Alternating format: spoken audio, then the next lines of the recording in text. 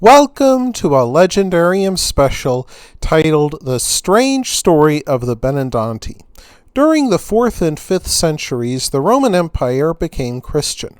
The Germanic kingdoms which followed also embraced Christianity, but pagan faith and ways survived, often tied up in nature and farming. This ranged from ritual blessings of rivers and fields to the burnings of wicker men, and even an ongoing belief in elves, witches, dragons, and lesser gods. Some even told of processions of the dead, in which ghosts marched across the countryside in great numbers. Later stories told of spectral horses and baying hounds, headed by pagan gods stampeding through earth and the heavens. Such beliefs endured for over 1,000 years into the early modern age. During the medieval era, priests simply Christianized these old beliefs, describing them as Satan leading condemned souls to hell.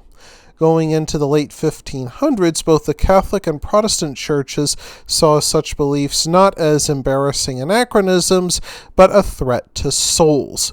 Both Catholics and Protestants set out to stamp out pagan practices. In them, the Christian faithful smelled the sulphurous stench of Satan. The Friuli region of northern Italy offers an extraordinary example of this drive to purify Christianity. During the year 1580, during the peak of the Inquisition's witch hunts, Inquisitor Giulio de Sisi spoke with a town crier named Paolo Gasparuto. He spoke of extraordinary things like nighttime battles between good and evil witches among vast fields of crops 4 times each year during the changing of the seasons.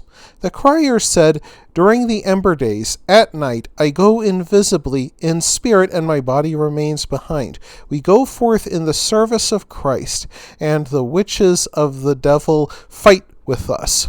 We fight with bundles of fennel, and they with sorghum stalks." Under further questioning, Gasparuto said that on specific Thursdays he would go with the sorcerers into the countryside to fight, play, jump, and ride various animals. Other witnesses testify to a Assisi that they saw women riding through the night in a great horde with the goddess Diana. Others claimed that they transformed into cats or mice and rode them during nighttime battles. All insisted that winning these battles ensured the richness of the fields and the success of their harvest. After the Christian era, they also claimed to be fighting not only for a good harvest, but for the faith of Christ. Many of the so-called good walkers, or Benandanti, believed themselves specially chosen by God to protect their communities. So, how did one become a Benandanti? One had to be born into it by being born with a caul, a piece of amniotic membrane still wrapped around the head. In Friuli, superstition suggested that those born with the caul would become witches in the service of God. Benandanti even wore their caul into the battles. Priests celebrated masses over the caul to increase their power for the battles with Satan. Other Benandanti, especially women, took part in folk medicine and speaking with spirits.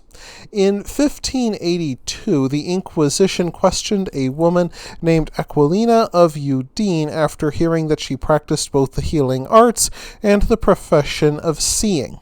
The questioning went nowhere when Aquilina refused to confess to anything, perhaps for fear of being punished. Another woman named Caterina La Guercia faced accusations of witchcraft, and in her reply she said, "No, sir, not I. I am not one of the Benandanti, but my deceased husband was. He used to go in procession with the dead." Some Benandanti insisted that they attended the rituals in spirit, others in the form of an animal while leaving their body at home.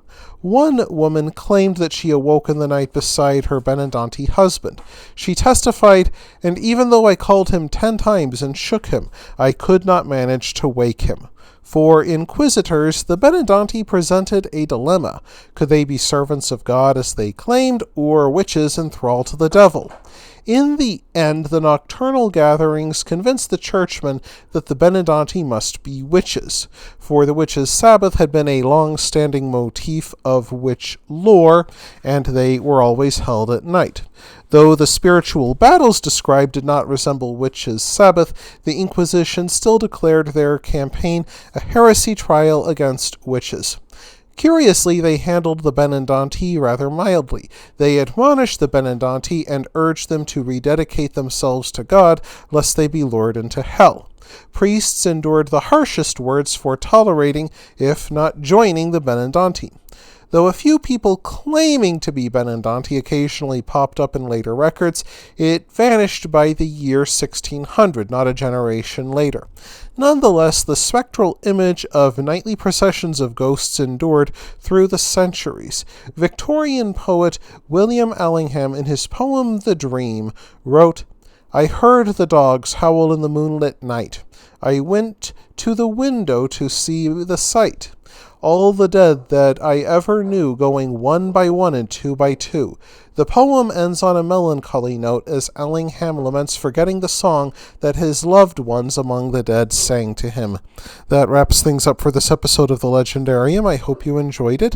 If you did, press like. If you want to see more, press subscribe. And if you've got anything to say, let me know in the comments section. Thanks again for joining me, and I hope that you have a great rest of the day.